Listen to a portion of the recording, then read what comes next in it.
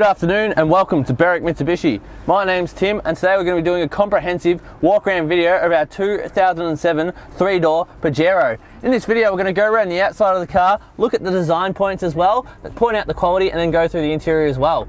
So now that I have been wonderfully being let out of the car, it's time to start that walk around video on our 2007 Pajero. On the back here, you'll see we do have our spare tyre mounted right on the back here, which is nice and convenient, easy to get to as well, with the traditional Pajero signage around the back, and we have fitted this car with black and white slimline number plates. This car does have reverse sensors and is already fitted with a tow bar for you as well, and it's got that nice traditional Pajero look that is iconic with this car. Being Mitsubishi's hero car when it comes to off-roading, the Pajero is such a capable vehicle and I highly recommend looking at something like this. The slightly smaller size, as you saw, I comfortably fit in the back of that car.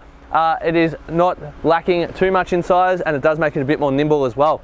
We do have these really nice aftermarket wheels here, a little bit of rashing just here, but otherwise looks really great. I do like the way that the chrome and the black work against each other, and it has been fitted with some all-terrain brand new tyres for you as well.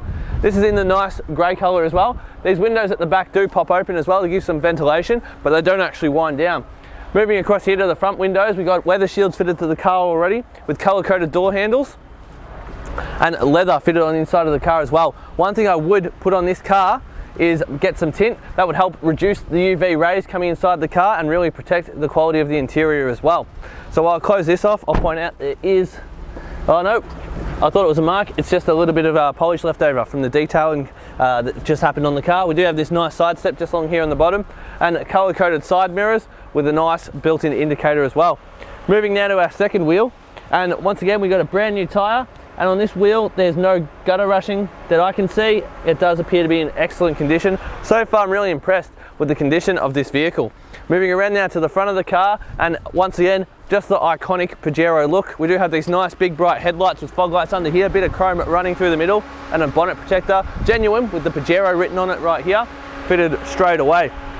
We do have HID headlights with our headlight washers just down here. Only a couple of minor stone chips on the front which have been touched up, but otherwise this car just presents absolutely fantastically.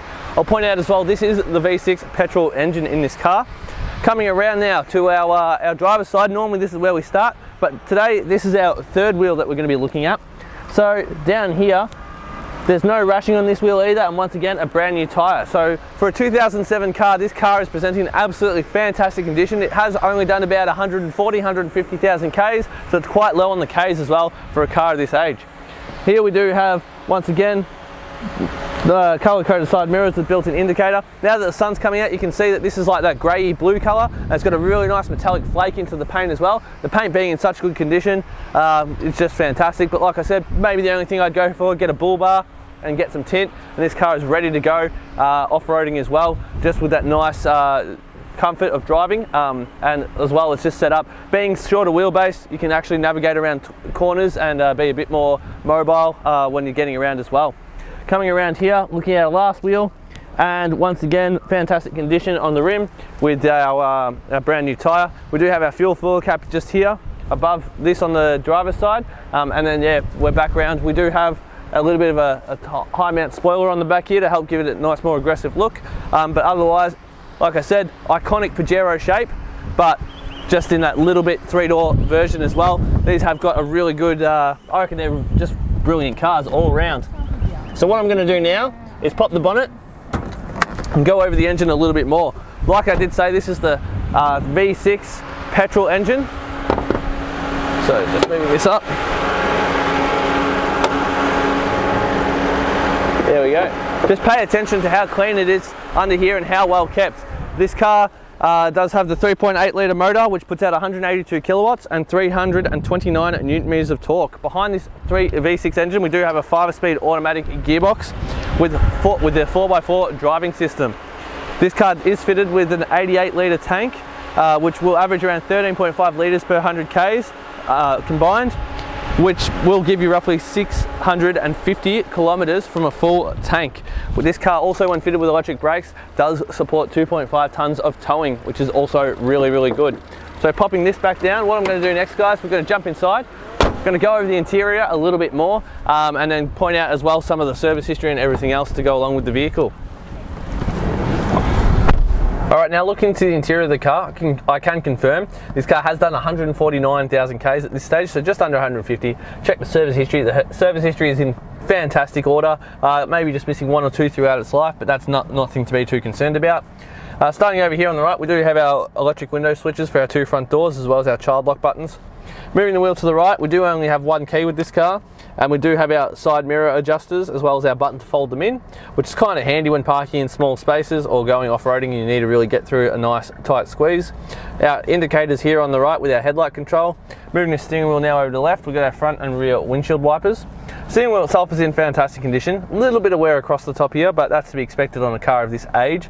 Otherwise, it does present really nice, really comfy to hold. We do have our media buttons on the left and our cruise control buttons on the right. Just down from that, we do have our parking sensors button here, which is kind of cool to see that you can turn them on and off. If you're parking somewhere and they're annoying you, you can just flick them off. Over here, we do have a nice info screen. So this shows us all sorts of information, radio station. It's even got a little compass to show you what way you're facing. At the moment we're facing west, which is kind of cool for navigating around, and also got temperature as well. Just moving down from that, so here we've got all of our hard buttons for our radio. So you got your volume, your track, your CD player, your presets, everything else is just set right there, which is really, really nice and easy to use and within arm's reach. Down from that, we've got our climate control system where you can set our temperature and our fan speed as well. It's kind of warm today, so I do have this fan speed running. Just below that, we've got our modes on where it's going to come out, and also our circulation button as well. Just under here, we do have a nice little bit of storage as well, which is cool to see. Underneath that, this car is fitted with heated seats in the front, so there are your controls for that. Behind here, we got a nice little 12-volt socket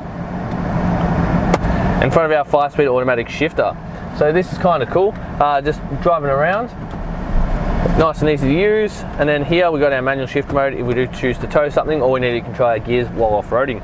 Now, the good thing about the Mitsubishi 4-wheel drive system, one thing I like, is they do have this thing called Super Select. So you'll see here we do have 2 high, 4 high, 4 high lock, 4 low lock. So basically, unlike other car brands, you can actually go 2-wheel drive on pavement. It's got an all-wheel drive mode for pavement, and then you're off-roading 4-wheel drive and 4-wheel drive low. So you do have an extra setting there to go all-wheel drive if you need to use all-wheel drive on the pavement. It's something only Mitsubishi do. You won't find that with another car maker. We've got our dual cup holders. Just back from that, we do have a leather-wrapped center console, 2-tier opening, so open up the top, open up the bottom, much deeper storage in the bottom with a 12-volt socket. And if you do like to adjust your armrest, you can actually slide it back and forth to nice where you want it to sit, making it more comfortable for you to drive as well. So what I'm going to do now is just quickly go over the service history while my cameraman just pans around the interior. He can show you how much room there is in the back, because it is just the 2-door. So actually no, I'll jump in there too with you. We can both sit in the back and see how much room there is. But anyway, as I was saying, there's 150 Ks on this car. First service done at 1500. The next service was completed at 17. Then we get 25, 31, 57. So a little bit of a gap there. 75, 90. Another little gap, 126. And then we did the last service at 149,000 Ks. So good service history, great condition on the interior of the car. Now I'm going to jump in the back and show you how much room there is just in the back of this 2-door car as well. So now I'm in the back of our 2-door Pajero. As you can see, got a nice amount of legroom. Even though it is that bit shorter on the wheelbase, giving you more manoeuvrability, you actually don't lose a lot for the people sitting in the back seats. And like we showed you before at the start of the video, the seats do fold down, meaning you can really load up the back with some nice camping gear. As I mentioned before, just here, these windows do pop out, so you can close it up, or you can open it up just to give you a bit more airflow, so you're not completely stuck in the back without any sort of window to open as well. A nice amount of headroom too in these cars. I'm about 6'1". I've got plenty of room sitting in the back here. And if you look at the seats in the back as well, they do fold down on a 60-40 split, and you do get these cool armrests as well. Just dropping them down, got little fun cup holders in them, and yeah, so that's the back of the car. Time to watch our walk around video of our 2007 3-door Pajero.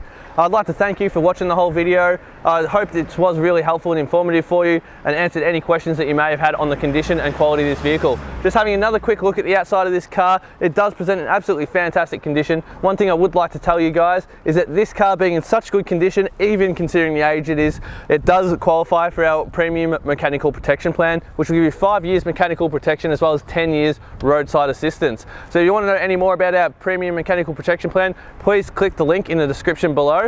But otherwise guys, like I said, once again, thanks for watching our walk around video of this car. Berwick Mitsubishi, customer service is where we thrive, so please give us a call on 9907 0555.